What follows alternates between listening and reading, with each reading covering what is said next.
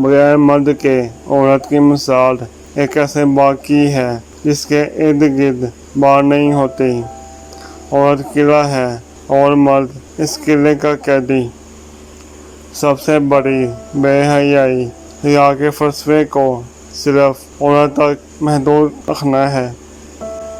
हया और वफा में मर्द औरत के सामने छोटा है।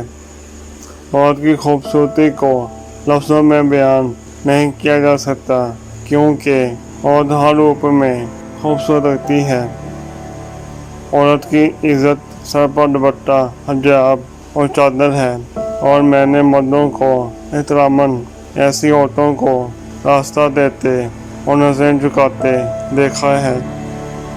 औरत फ़कत इंटरनेट शय नहीं होती, बल्कि औरत एक ऐसे खूबसूरत रिश्ते का नाम होता है जो चाहे किसी भी सूरत में हुआ, माँ, बहन, बीवी या फिर एक अच्छी दोस्त हो, उसे जुटलाने का सवाल ही पैदा नहीं होता। मैं लोगों से कतन इत्तेफाक नहीं करता। रबीला जवाज कहते हैं कि औरत धोखे का दूसरा नाम है।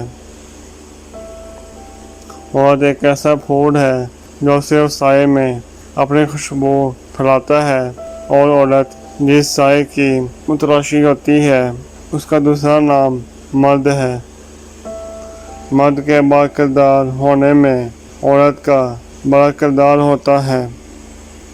औरत कभी भी बदसूरत नहीं हो सकती। मर्द चाहतों की वजह से औरत की कदर करना छोड़ देता है। पहली वजह, जब औरत मर्द से ज़ुबान लड़ाने लगती है। दूसरी वजह, जब वह अपने शादीशुदा मर्द की ख्वाहिशात का ख्याल नहीं रखती। तीसरी वजह, जब औरत अपने मर्द की इज्जत नहीं करती। चौथी वजह, जब वो अपने मर्द की बातों की नफ़ी करती है।